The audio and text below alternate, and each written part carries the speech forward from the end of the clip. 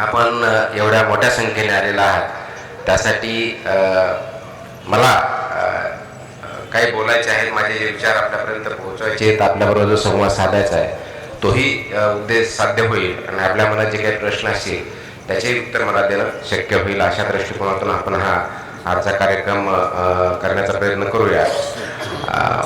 मुळामध्ये मला हे माहीत नव्हतं की मला इथं पुरस्कार दिला जाईल.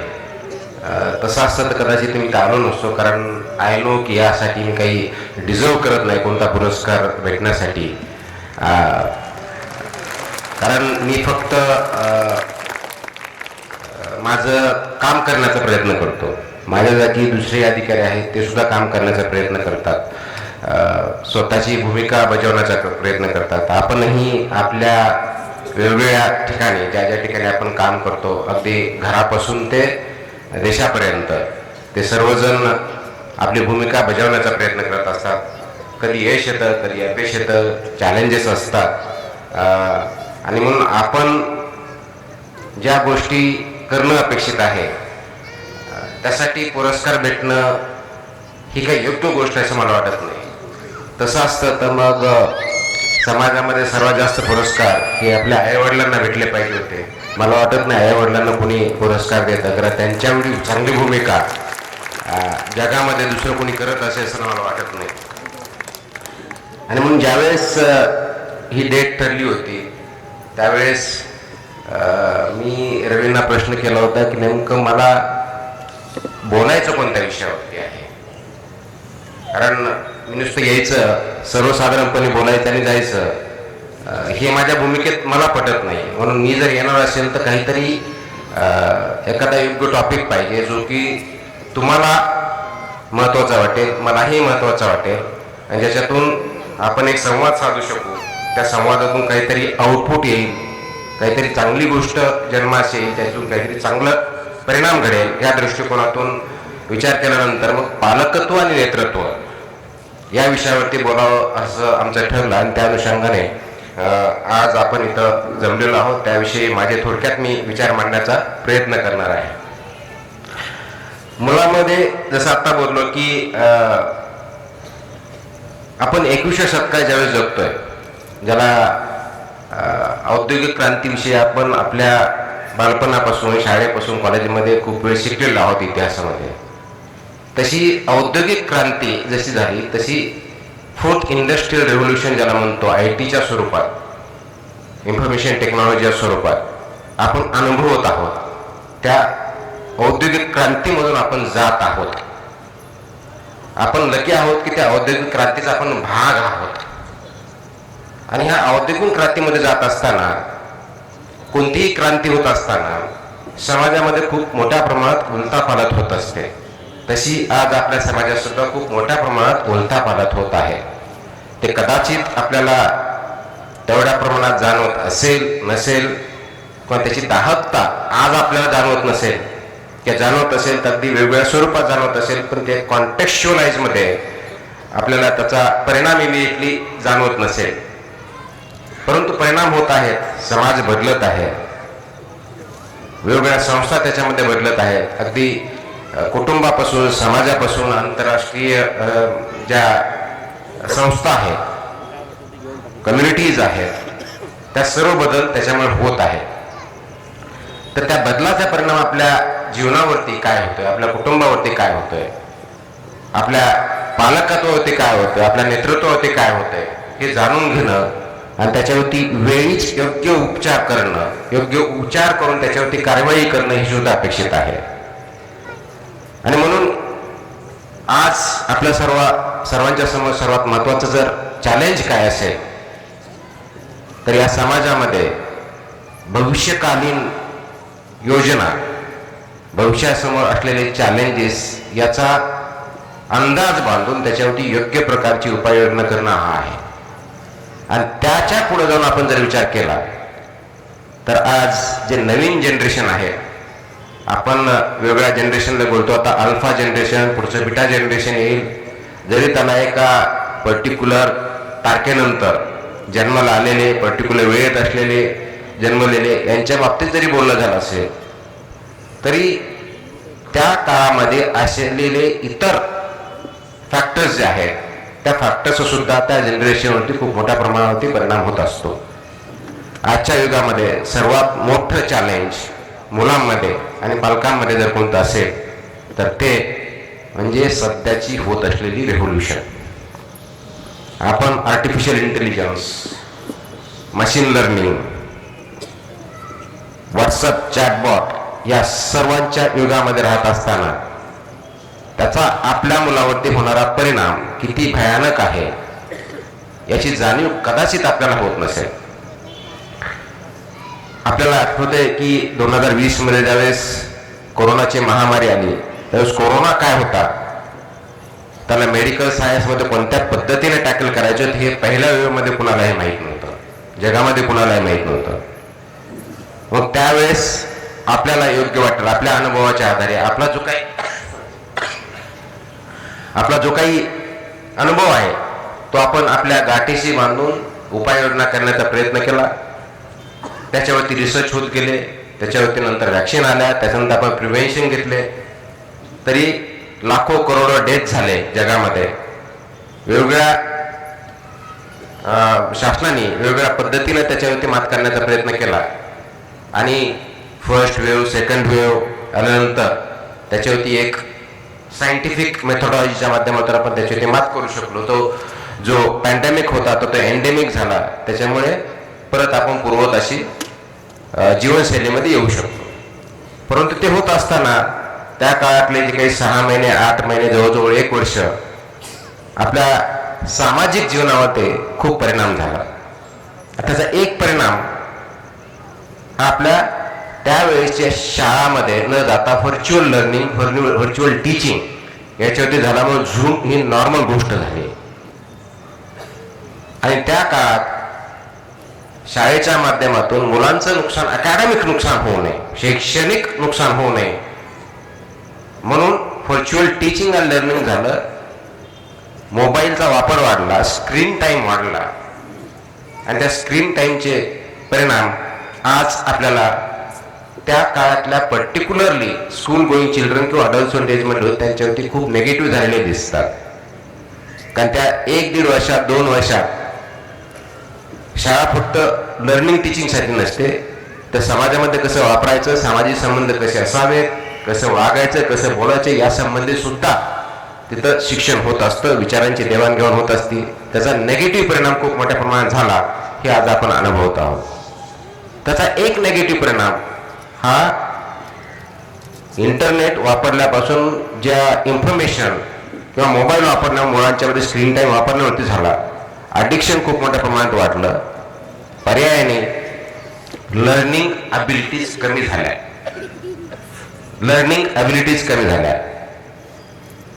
मी सध्या दिव्यांग कल्याण विभागामध्ये सचिव या पदावर कार्य करत आहे. अनेक डिसेबिलिटीज पैकी इंटेलेक्च्युअल डिसेबिलिटी हा एक प्रकार आहे. 21 प्रकारच्या आपण ज्या वेगवेगळ्या डिसेबिलिटीज आहेत त्यापैकी इंटेलेक्च्युअल डिसेबिलिटी, ज्या लर्निंग डिसेबिलिटी पर्टिक्युलर जे म्हणतो, असेही प्रकार या काळात वाढलेले आहेत, ज्याला इनिजिबल डिसेबिलिटीज म्हणतो. अटेन्शन स्पॅन खूप कमी झालेला आहे. हे का झालं? ही IT रेव्होल्युशनचा पार्ट असतानाही त्याचे जे काही नेगेटिव्ह परिणाम असतात त्याच्यातला एक परिणाम हा स्क्रीन टाईम वाढल्यामुळे होतो. दुसरा प्रकार त्याच्यामध्ये असाही होतो की आपल्या काळामध्ये आपल्याला एखादी माहिती पाहिजे असेल तर पुस्तक वाचणं, त्याचा रेफरन्स शोधणं, टीचर्सला विचारणं, इतरांना विचारून त्याच्या माहिती घेणं, अभ्यास करणं, त्यावेळेस माहिती भेटायची. आता माहिती घेण्यासाठी प्रयत्न करावे लागत नाही. काय प्रत्येक गोष्टीला आपल्याकडे उत्तर काय आहे तर गुगल आहे, चॅटबॉट आहे, GPT आहे, या सगळ्या माध्यमातून आपल्याला माहिती भेटते. मग ह्या IT रेव्होल्युशनच्या काळात जसं मी म्हटलं सर्वात मोठं चॅलेंज जर कोणतं असेल तर हे आहे, माहिती कमी नाही आहे, माहितीचा फ्लड आहे, महापूर आलेला आहे, परंतु दिशाच माहीत नाही. मुलांना दिशा जास्त महत्वाची माहितीपेक्षा. माहिती ते कुठे नाही शोधू शकतात, आज आपल्यापेक्षा जास्त पद्धतीने ते शोधू शकतात. आणि ती माहिती आहे का ओपिनियन आहे, सत्य आहे का असत्य आहे, योग्य आहे का अयोग्य आहे ही विचार करण्याची किंवा याबाबतीत निर्णय घेण्याची जी प्रक्रिया आहे, या बाबतीत निर्णय क्षमता जी आहे ती कमी झालेली आहे.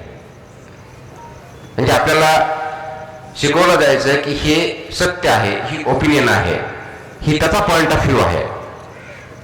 हे डिस्कशन जे आहे किंवा डिसिजन मेकिंग जे आहे ते शिकण्याची आज जास्त गरज आहे. आणि त्याचं लॅकिंग होतंय, इन्फॉर्मेशन फ्लडिंग होते आणि त्याचा परिणाम समाजावरती, कुटुंबावरती खूप मोठ्या प्रमाणात होतोय.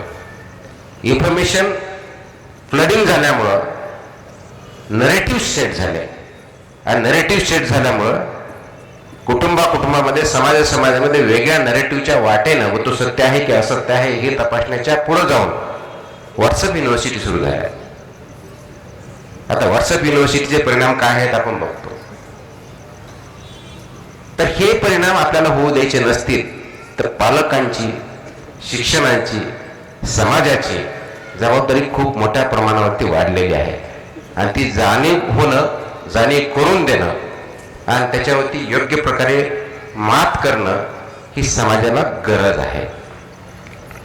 आणि म्हणून 21व्या शतकात ज्यावेळेस आपण म्हणतो जसं IT चॅलेंज आहे, जशी रेव्होल्युशन आहे तसं दुसरी बाजू चॅलेंज आहे, तशी कॉम्पिटिशन खूप मोठ्या प्रमाणावरती आहे. म्हणजे अगदी पहिलेच गेल्यानंतर 100 पैकी 100 मार्क भेटले पाहिजेत, पहिल्या दिवसापासून मार्क्स. पालकांची आपल्या मुलाकडून अपेक्षा की शाळेत तो पहिला आला पाहिजे, खेळात पहिला आला पाहिजे. फक्त आपल्याला अकॅडमिक नसताना एक्स्ट्रा करिक्युलर ऍक्टिव्हिटी पहिला आला पाहिजे. क्रिकेटमध्ये नाही तर कोणत्याही गेममध्ये ते आउटस्टँडिंग झालं पाहिजे. कोणतीही गोष्ट नंबर्समध्ये मोजायची सवय लागली. म्हणजे 90% मार्क आले म्हणजे अत्यंत वाईट, आणि 100च्या खाली नाही आला पाहिजे यासाठी प्रेशर मुलावरती, पालकावरती, शाळेवरती, टीचर्सवरती. परिणाम काय झाला? शिक्षण बाजूला राहिलं, मार्क्सच्या पाठीमागे लागलं.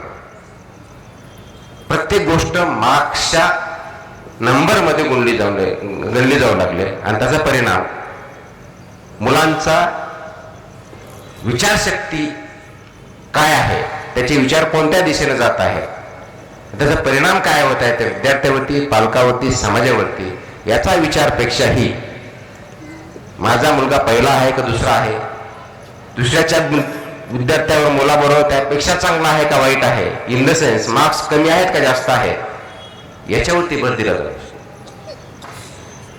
याचा परिणाम समाजावरती फक्त आणि फक्त नंबर्स मध्ये गणलं जाऊन घरामध्ये तीच परिस्थिती सुरू झाली.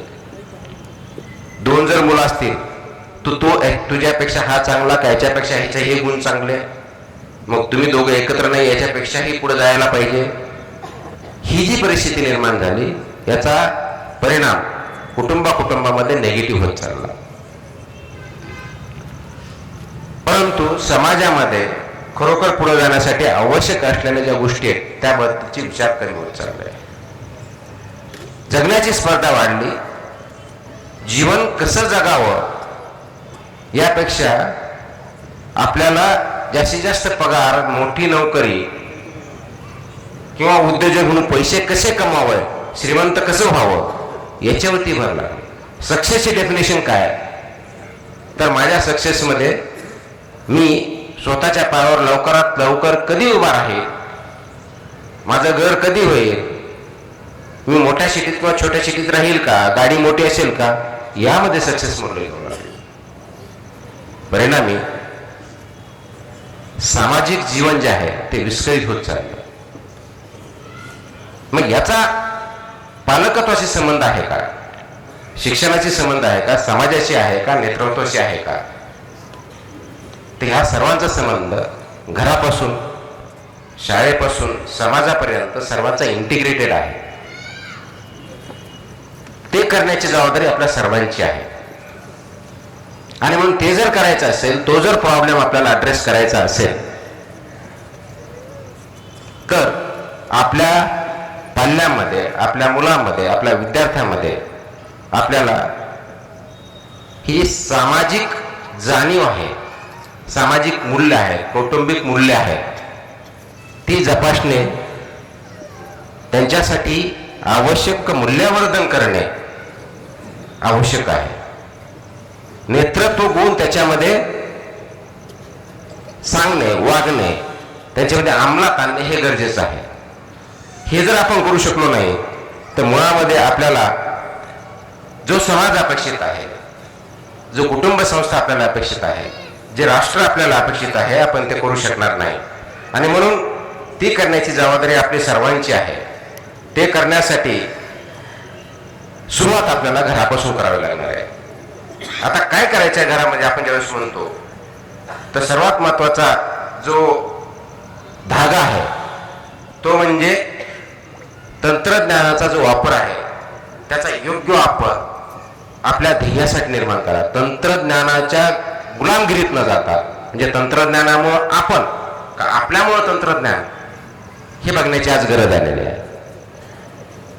ज्याला सिंग्युलॅरिटी हा कन्सेप्ट जे IT क्षेत्रात काम करतात त्यांना माहिती आहे की सिंग्युलॅरिटीकडे आपण चाललोय का.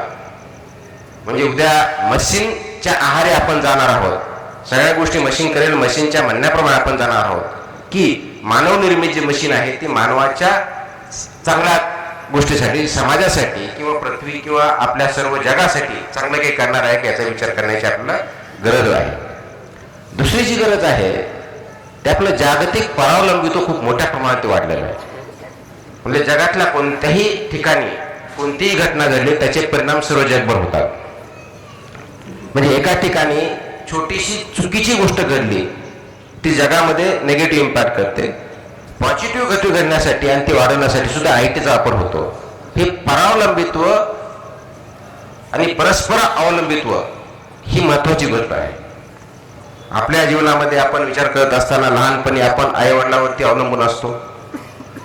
जसं आपण यंग होतो त्यावेळेस आपल्याला इंडिपेंडंट किंवा स्वतंत्र होण्याची एक भाषा आपण करायला लागतो की मी माझं स्वतंत्र होईल, मला नोकरी पाहिजे, मी कोणावर अवलंबून राहणार नाही. म्हणून त्यानंतर आपण इंडिपेंडंट होण्यासाठी प्रयत्न करतो.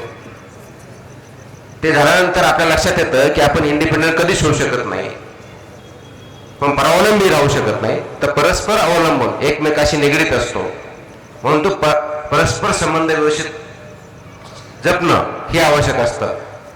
म्हणून जगामध्ये सुद्धा फक्त माणसामाणसामध्ये नाही तर जगामध्ये सगळ्या देशामध्ये, समाजामध्ये परस्पर अवलंब खूप मोठ्या प्रमाणात वाढलेला आहे. इंटरडिपेंडन्स खूप आहे. तो तसा फक्त माणसामाणसातच नाही तर पृथ्वीवरच्या सर्व गोष्टीमध्ये आहे. एन्व्हायरमेंटचा आणि आपला आहे, समाजाचा, एका देशाची दुसऱ्या समाज आहे, जमिनीचा आणि पाण्याचा आहे. तर ते परस्पर अवलंबित्व जसं आहे तसं, कारण आपण एक सामाजिक प्राणी आहोत. आपला आणि एन्व्हायरमेंटचा संबंध आहे. सर्वात मोठा प्रश्न आज जगासमोर क्लायमेट चेंजचा आहे. त्या क्लायमेट चेंजचा आपल्यावरती खूप मोठ्या प्रमाणावरती परिणाम होत आहे. आपण त्याच्यामध्ये मिटिगेशन मेजर्स कोणते घ्यायचे, अडॅप्टेशन कसं करायचे याच्यावरती आपण विचार करतोय पण इम्प्लिमेंट करत नाही. समुद्राची पातळी वाढण्यापासून तर सीझन चेंज होण्यापर्यंत फ्लडिंग, म्हणजे मराठवाड्यासारख्या भागामध्ये जिथं कधी पाऊस पडत आहे तिथं फ्लडिंग येत आहे. थंडीचे दिवस कमी होत आहे, हीट वाढत आहे. पुण्याच्या ठिकाणी ज्यावेळेस आपण बघत होतो अत्यंत चांगलं वातावरण असताना आज सर्वात पोल्युटेड सिटीपैकी ही एक मानली जाते. काही वर्षापूर्वी दिल्लीमध्ये, फक्त दिल्लीमध्ये पोल्युशन दिसायची हिवाळ्यात, आज मुंबई, पुणे सगळ्या ठिकाणी, इव्हन जगातले 100 टॉप मोस्ट पोल्युटेड सिटी जर बघितल्या त्याच्यापैकी जवळ 70पेक्षा जास्त सिटी आहे इंडियातल्या आहे. हे प्रॉब्लेम जे आज आलेले आहेत ते का, तर परस्पर अवलंबित्व समाजामध्ये, जगामध्ये खूप मोठ्या प्रमाणात वाढलेला असल्यामुळं त्याचाही आपल्याला सामना करायचा आहे. अगोदर बोलल्याप्रमाणे माहितीचा महापूर वाढलेला आहे. सत्य काय, असत्य काय, किंवा हे नरेटिव्ह कोणता, ओपिनियन कोणतं आणि पुढं कसं जायचं याच्यावरती आपल्याला काम करण्याची गरज आहे. आणि हे सगळ्यावरती जर मात करायची आहे तर नेतृत्व गुण आपल्यामध्ये, आपल्या पाल्यामध्ये, वेगवेगळ्या संस्थांमधून हे नेतृत्व गुण त्याच्यामध्ये आले पाहिजेत. हे करण्याची आपल्या सर्वांची गरज आहे. आणि ते करायचं जर असेल तर एक डिसिप्लिन आपल्यामध्ये असण्याची गरज आहे. एक डिसिप्लिन लाईफ जगण्याची गरज आहे. डिसिप्लिन म्हणजे संकुचित वृत्तीची डिसिप्लिन नव्हे. जीवनामध्ये आपली भूमिका काय आहे ती समजून घेणं, इतरांची भूमिका काय आहे ते समजून घेणं आणि समजवणं, समाजाची भूमिका काय आहे ते समजणं, ते दायित्व पार पाडणं आहे. मी अनेक वेळेस म्हणतो की आपण स्वतःचा जॉब करत असतो. जसं मी म्हटलं की मी एक अधिकारी आहे, मला एक पर्टिक्युलर जॉब दिलेला आहे. तर जॉब जवळजवळ सर्वजण करत असतात, पण आपली भूमिका आपण पार पाडत असतो का? काही जॉब मी 10 ते 6 केला, सर्व फाईल व्यवस्थित ज्या वेळेच्या वेळी डिस्पोज केल्या, निर्णय घेतले, कोणतेही पत्र प्रलंबित ठेवलं नाही, म्हणजे माझा जॉब झाला. परंतु मी माझी भूमिका पार पाडली का ही त्याच्यापेक्षा खूप मोठी, हे महत्वाचं मत आहे. म्हणजे समजा मी आता दिव्यांग विभागात जर काम करत असेल तर फक्त दिवसभर आलेले पत्र, काय निर्णय घ्यायचे निर्णय घेतले, खाली सर्वांनी जे काम करायला सांगितलं ते सांगितलं, दिव्यांगांना काय बेनिफिट द्यायचे ते दिले, म्हणजे माझं काम झालं, जॉब झाला. परंतु माझी भूमिका म्हणून दिव्यांग व्यक्तींना न्याय देणं ही जी माझी भूमिका आहे ती न्याय पूर्ण पाडली का? त्यासाठी ज्यापेक्षाही पुढे मला जावं लागणार आहे ती न्याय मी समजून घेतला का? दिव्यांग क्षेत्रामध्ये वेगवेगळ्या संस्था काम करतायत, दिव्यांग क्षेत्रामध्ये वेगवेगळे व्यक्ती काम करतायत, दिव्यांग व्यक्तीचे वेगळे प्रॉब्लेम असू शकतात, त्या कुटुंबाचे वेगळे प्रॉब्लेम असतात, त्या आर्थिक अडचणी असू शकतील, सामाजिक असू शकतील, त्यांना फिजिकल किंवा मेडिकलच्या दृष्टिकोनातून असू शकतील. तर त्या समस्या समजून त्यांना मी न्याय देऊ शकतो का? आणि फक्त शासनाच्या वतीनं नव्हे तर समाजामध्ये त्याची न्यायाची भूमिका जी आहे त्यांना मी न्याय देऊ शकतो का? त्यांना समाजामध्ये डिग्निटी लाईफ जगण्यासाठी मी फक्त प्रयत्न न करता डिग्निफाईड लाईफ देण्यासाठी, त्यांच्याविरुद्ध कोणत्याही प्रकारची अट्रॉसिटी होणार नाही हे बघण्यासाठी समाज त्या दृष्टीने मी तयार करू शकतो का? आणि समाजामधली मंडळी त्यांना एक आपला इंटिग्रेटेड की या समाजात डिग्निफाईड सिटीजन आहेत या दृष्टीने त्याच्याकडे बघतो का? ही भूमिका मी ज्यावेळी समजून घेतो, ती भूमिका आपल्या नवीन पिढीसाठी, विद्यार्थ्यांसाठी, मुलांसाठी, पालकांसाठी आपण एक पार पाडतोय का ही करण्याची गरज आपल्या समोर आहे. आणि म्हणून डिसिप्लिन लाईफ म्हणजे काय? तर 6व्या वर्षी समजा मुलांना शिक्षण देण्यासाठी आपण शिकवतोय का? त्यांना शिस्त लावतोय का? 10व्या वर्षी त्यांना समस्या सोडवण्याच्या बाबतीत आपण प्रयत्न करतोय का? 15व्या वर्षी सहानुभूतीचं जीवन कसं जगायचे हे त्यांना शिकवतोय का? 18व्या वर्षी जबाबदार घेण्याचे आपण शिकवतोय का? आणि हा समाज एकत्र राहू शकतो ते आवश्यक आहे, याची नैतिक जबाबदारी आपल्या सर्वांची आहे, ह्या व्हॅल्यू त्यांच्यावरती आपण बिंबवतोय का? याला पालकत्व, नेतृत्व सेट करण्याची या दृष्टिकोनातून आपल्याला गरज आहे. मग हे कधी शक्य होईल, कसं शक्य होईल? तर याची सुरुवात आपल्याला घरापासून करावं लागेल. कारण घर, कुटुंब, आई वडील, पालक, भाऊ बहीण ही सर्वात मोठी आणि सर्वात महत्वाची जडणघडण करणारी यंत्रणा संस्था आहे. आपल्या ह्या घरामध्ये सर्वात महत्वाचं नेतृत्व गुण कुठे दिले जात असतील तर ते घरामध्येच दिले जातात. कारण आपल्याला अनेक वेळेस येतं की नेतृत्व म्हणजे एखादा नेता कधी घडतो तर तो नॅचरली कोणतरी जन्माला येतं, त्याला नैसर्गिक गुण आहेत असं आपण म्हणतो. कुणी म्हणतं नाहीये, ही एक देणगी असते. कुणी म्हणतं शाळेमध्ये शिकवलं जातं. परंतु 20व्या शतकाच्या उत्तरापर्यंत 21व्या शतकाच्या वेळेस आपण बघतो आतापर्यंत जेवढे काही रिसर्च झाले, त्याच्यावरती जे काही अभ्यास झाले आणि जगामध्ये सर्वात चांगले जे नेतृत्व उदयास आलं, अगदी महात्मा गांधी असतील, नेल्सन मंडेला असतील, अब्राहम लिंकन असतील, आपण कोणतंही एक मोठं नेतृत्व जर बघितलं जगामधलं, समाजासाठी आपण गेलं नेतृत्व म्हणजे एका पर्टिक्युलर अँगल मध्ये बघत नाही, एक तर पॉलिटिकल नेतृत्व बघत नाही, मी कोणत्या क्षेत्रात असेल, सामाजिक नेतृत्व, शैक्षणिक नेतृत्व, सांस्कृतिक नेतृत्व, स्पोर्ट्समध्ये नेतृत्व, राजकीय नेतृत्व, कोणत्याही क्षेत्रात बघितलं असेल तर हे करण्यासाठी सर्वात महत्वाचं सुरुवात ही घरापासून होते, आई वडिलांपासून होते. बऱ्याच वेळेस आपण बघतो की आपले मुलं आई वडिलांनी सांगितलं घरासाठी ऐकत नाही असं आपण खूप वेळेस बोलत असतो. ते तुमचं बोलणं किंवा माझं बोलणं ते ऐकणार नाही, परंतु त्याचबरोबर तुम्ही काय करता, कसं वागता याचं मात्र अनुकरण करत असतात. ते का करत असतात? कारण ते ऑब्झर्वंट असतात. त्याच्यामुळे तुमच्या फक्त बोलण्याकडे न बघता तुमच्या वागण्याकडे, तुमच्या बिहेवियरकडे बघत असतात. आपल्या घरामध्ये आपण आपल्या आईला, आपल्या पत्नीला, आपल्या बहिणीला आपल्या मुलाला कोणत्या प्रकारची वागणूक देतो तशाच प्रकारची वागणूक तुमची मुलं तुम्हाला देणार आहेत, इतरांना देणार आहेत. ती वागणूक आपण जर व्यवस्थित असेल की बाबा आपलं चुकलं तर आय एम सॉरी, मी माफी मागतो, हे जर बघितलं, अपॉलॉजी केली, तर आपला मुलगा आपली मुलगी चूक झाल्यानंतर माफी मागण्याची सवय त्यांना लागते. परंतु चूक असतानाही आपण जर म्हटलं की तू खूप शहाणा आहेस, तू खूप शहाणी आहेस, तर आपला मुलगा मुलगी सुद्धा त्याच पद्धतीने वागणार, म्हणजे आपलं अनुकरण करणार आहे. तर आपण घरामध्ये कोणते गुण द्यायचे हे फक्त बोलण्यातून न जाता आपल्या कृतीतून यायला पाहिजे, कारण त्याचं अनुकरण आपले मुलं पाल्य इतर करणार असतात. मग घर ही नेतृत्वाची सर्वात मोठी शाळा आहे. तुम्ही जर कंपॅशनेट राहिला, करुणामय राहिला, इतरांबद्दल चांगल्या पद्धतीनं तुम्हाला एखादं अडचणीत असेल त्यांना मदत करण्याची आपण सवय लावली घरामध्ये, नांदेड सिटी आहे, सिटीमध्ये, समाजामध्ये किंवा शाळेमध्ये, त्याचं अनुकरण आपले विद्यार्थी, मुलं, पाल्य किंवा आपले सवंगडी मित्र हे करणार आहे. आपण जर बघितलं नाहीये, असंच असतं. आपण बघून एखाद्याकडं ऍक्सिडेंट झाला तिथं आपण नुसतं बघून ठीक आहे, आपल्याला काही घेणं नाही, आपला काही ऍक्शन नाही, आपण बाहेर निघून जायचं. तर हीच परिस्थिती होते. कमेंट करताना मात्र आपण म्हणतो अरे तो ऍक्सिडेंट झाला, त्याच्याकडे कुणी बघितलं नाही, आणि आपण जातानाही मात्र तेच बघतो. मग आपण गुण कोणते आपण विद्यार्थ्यांना, मुलांना देणार आहोत, ही महत्वाची गोष्ट आहे. व्हॅल्यूज कोणते आपण इम्बाईब करतो, फक्त बोलण्यातून नव्हे, आपल्या वागण्यातून आणि कृतीतून. मग तिथे कामाच्या ठिकाणी असेल, घराच्या ठिकाणी असेल, कम्युनिटीमध्ये असेल, मित्रमैत्रिणीशी बोलताना असेल, किंवा घरामध्ये सर्व मेंबर्सला वागणूक देताना असेल. हे नेतृत्व गुण आपण कशा पद्धतीने करतो याच्यावरती आपला समाज, आपलं कुटुंब, आपलं राष्ट्र अवलंबून आहे.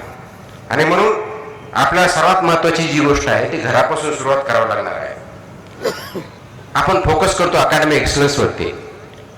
माझा मुलगा सर्वात चांगल्या शाळेत गेला पाहिजे, सर्वात विषयात चांगले गुण मिळवले पाहिजे. ते चुकीचं काही नाही, गुण चांगले मिळवावे, पण गुण हा काही क्रायटेरिया नाही आहे. तुमच्या वरच्या स्टँडर्डमध्ये जाण्यासाठी, ऍडमिशन भेटण्यासाठी, चांगल्या प्रोफेशन ते आवश्यक आहेच. परंतु जीवनामध्ये सक्सेस होण्यासाठी ती कंडिशन परिपूर्ण नाही, ती अपूर्णच आहे. जीवनामध्ये समाजामध्ये सक्सेस जर व्हायचं असेल तर तुम्हाला आपल्यामध्ये नेतृत्व होता पाहिजे असेल तर तुम्हाला IQ बरोबरच EQ, इमोशनल क्वोशियंट ज्याला म्हणतो, भावनिक समृद्धता, भावनिक नेतृत्व गुण हे खूप अत्यंत महत्वाचे आहेत. कारण भावना ही दुसऱ्या व्यक्तीबरोबर, इतरांबरोबर कसं वागायचं, कसं शिकायचं, त्याचबरोबर प्रॉब्लेम आला त्याला उत्तर कसं, समोर कसं जायचं, क्रायसिस आला त्याला फेस कसं करायचं, हे शिकवतं. इमोशनल क्वोशियंट जर आपला नसेल तर पर्यायानं क्रायसिस मॅनेजमेंट आपण करू शकत नाही. ते कुटुंबातलं असेल, समाजातलं असेल, शाळेतलं असेल, संस्थेतलं असेल, किंवा आपण काम करतो त्या ठिकाणचं असेल. आपल्या अनेक ठिकाणी काम करत असताना आपला आणि बॉस बरोबर जमत नाही, आपला आणि कलिग बरोबर जमत नाही. याचा एकच अर्थ असतो, एक तर आपला EQ कमी आहे किंवा त्यांचा EQ कमी आहे, किंवा दोघांचा आहे. दोघांपैकी एकाचा EQ जर व्यवस्थित असेल तर ते आपण त्यांच्याबरोबर वेळोवेळी सुरू, कारण त्या समोरच्या व्यक्तीची मानसिक स्थिती काय आहे ती समजून घेऊन त्याला रिॲक्शन न देता त्याला प्रोएक्टिव्हली त्याला त्या अंडरस्टँडिंग लेवलला आणून काय प्रॉब्लेम होतो आयडेंटिफाय केलं, त्याचे सोल्युशन निघेल.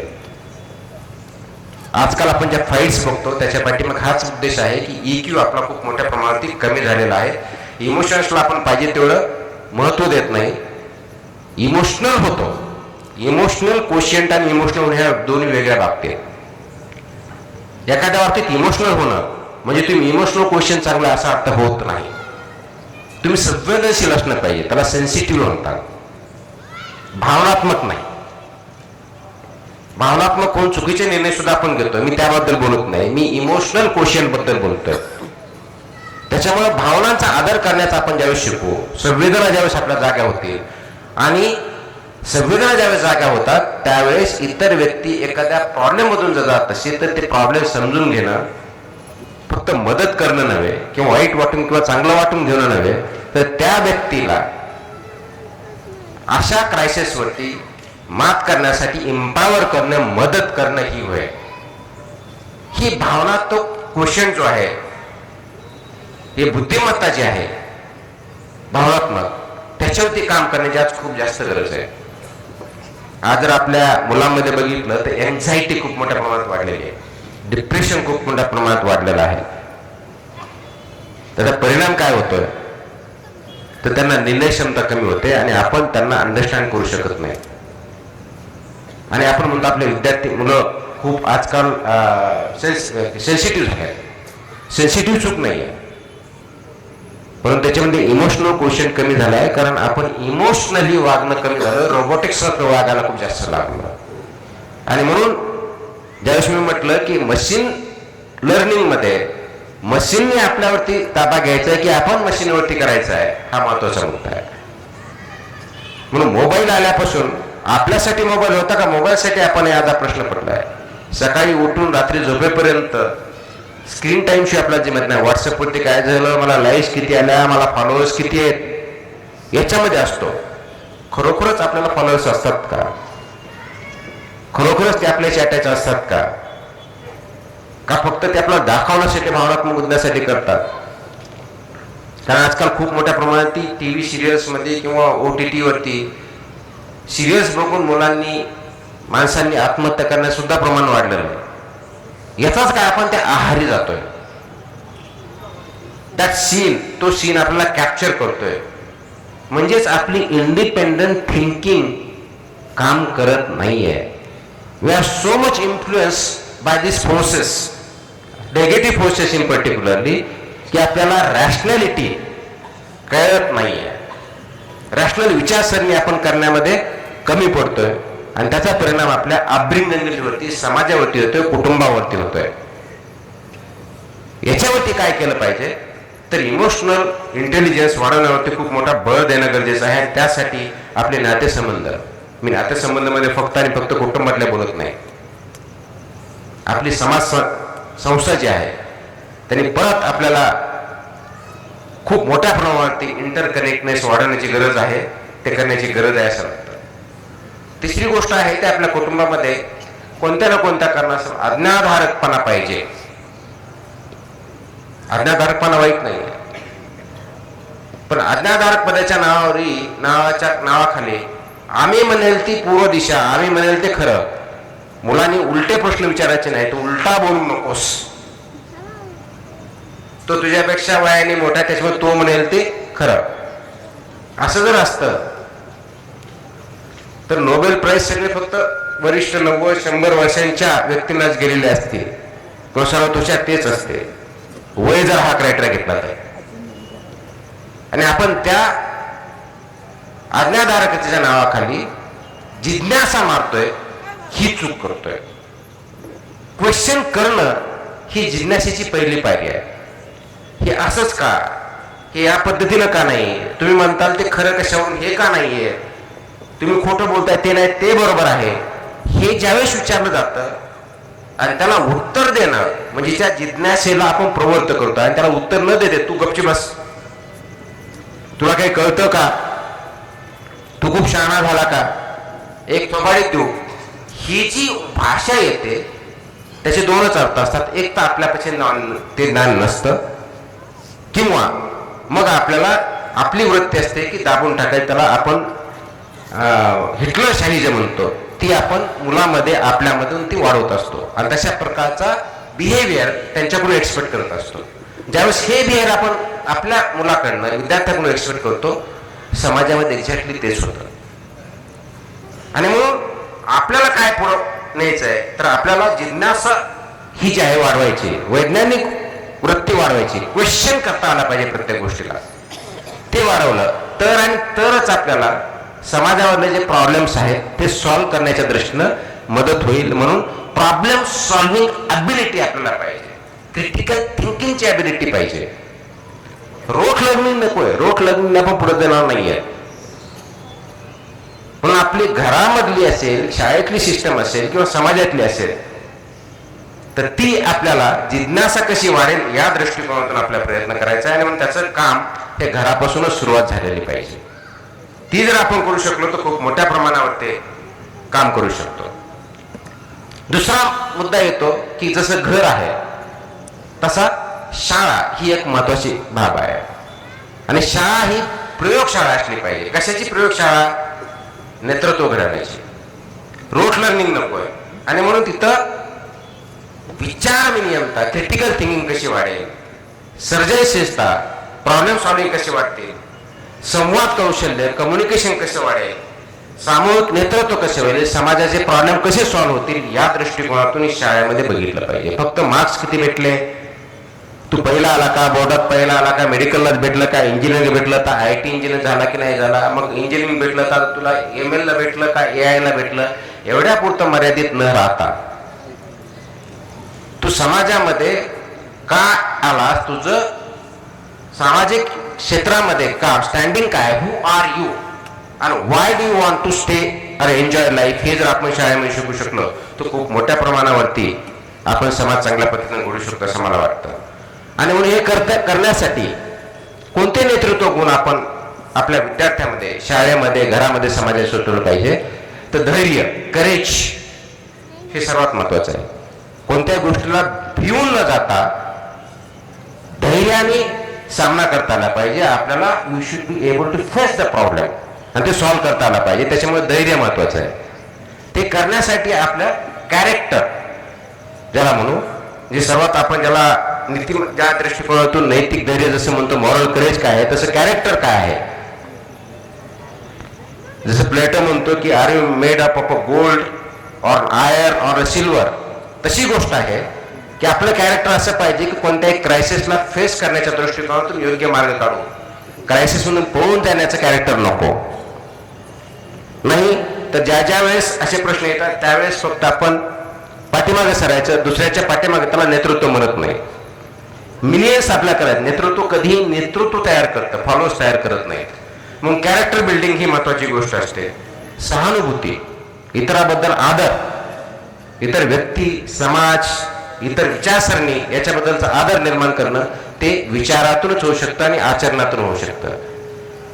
फक्त बोलते सुधारक न राहता करते सुधारक होणं गरजेचं आहे.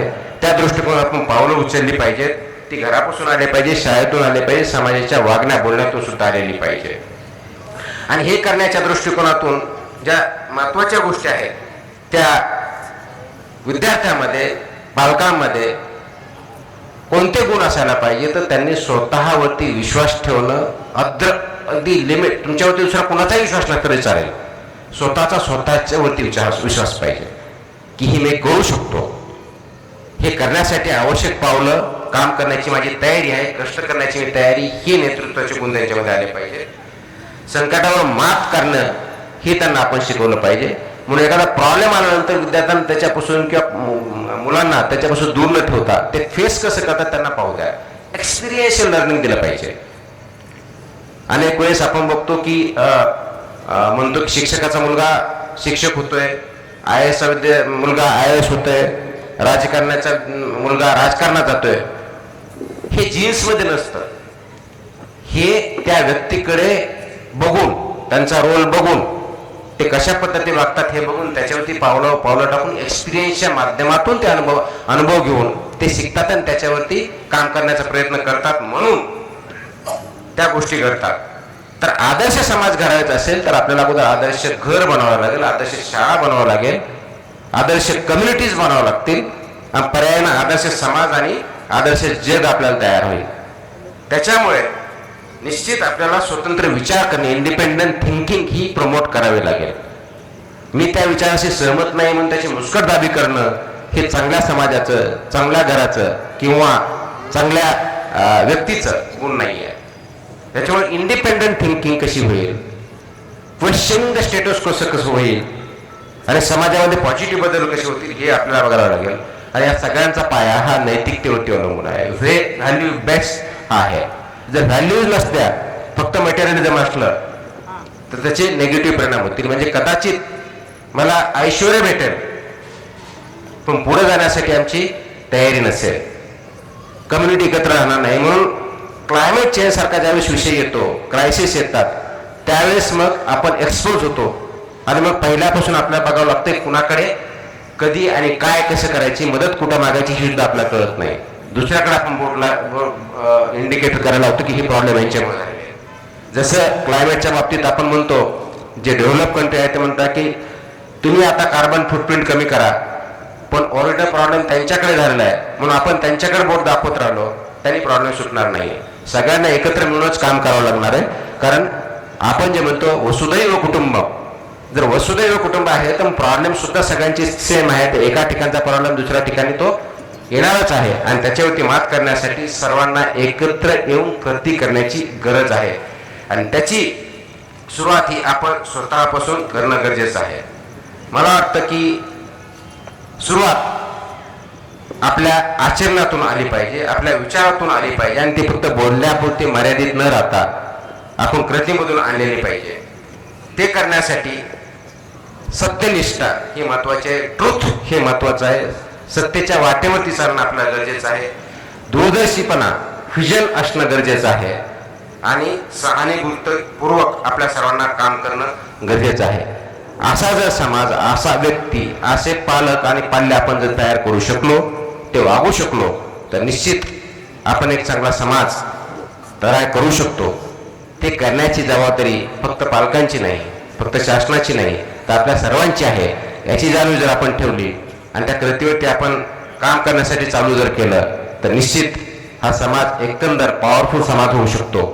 जसं की आता आपण नांदेड सिटी म्हणतो, खूप मोठ्या प्रमाणात ते पॉप्युलेशन आहे, सांस्कृतिक कार्यक्रम होतात, 70-75 संघटना एकत्र येऊन काम करतात, निश्चितच चांगली गोष्ट आहे. असाच कम्युनिटी पुण्यासाठी, महाराष्ट्रासाठी, देशासाठी काम करू शकतील. गरज कशाची आहे? फक्त तात्पुरता कार्यक्रमापुरता एकत्र न येता, 1-2 दिवसासाठी एकत्र न येता, ही सततची प्रक्रिया आपला स्वभाव गुण होणार आहे की नाही, आपल्या त्या स्वभावामध्ये येणार आहे की नाही आणि इतरांना त्याप्रमाणे वागून देणार आहे की नाही, यामध्ये असणं गरजेचं आहे. मला वाटतं आपण आपला जर तो स्वभाव गुण घेतला आणि त्याप्रमाणे वागायला लागलो तर निश्चितच आपला समाज हा देशाचंच नव्हे या प्लॅनेटचं सुद्धा नेतृत्व करू शकतो. त्या सर्वांसाठी, त्यासाठी आणि हे प्लॅनेट ज्याला अर्थ म्हणतो, people planet, people and planet, आपण जे सर्व करतोय, आपण लोक एकत्र येऊन हा जो प्लॅनेट आहे तो वाचवणं गरजेचं आहे. पुढच्या पिढ्यांचं भवितव्य कॉम्प्रोमाइज न करता ती रिझिलियन्सी आपल्यामध्ये असणं, आपल्या पुढच्या जनरेशनमध्ये आणणं हे गरजेचं आहे. त्या सर्वांसाठी आपण प्रयत्न करूया आणि एक चांगला समाज घडवण्यासाठी एकत्र येऊन काम करूया अशी मी अपेक्षा करतो. मला इथं बोलल्याबद्दल आपल्या मनापासून आभार मानतो आणि मला माझा घसा जास्त दुखत असल्यामुळे मला जास्त बोलता येणार नाही, ती खंत व्यक्त करतो. आपले काही जर प्रश्न असतील तर त्याचा निश्चित मी उत्तर देण्याचा प्रयत्न करेन. आपण इथं आलात, माझा हेतूची सत्कार केला त्याबद्दल सर्वांच्या मनापासून आभार. धन्यवाद. जय हिंद, जय महाराष्ट्र.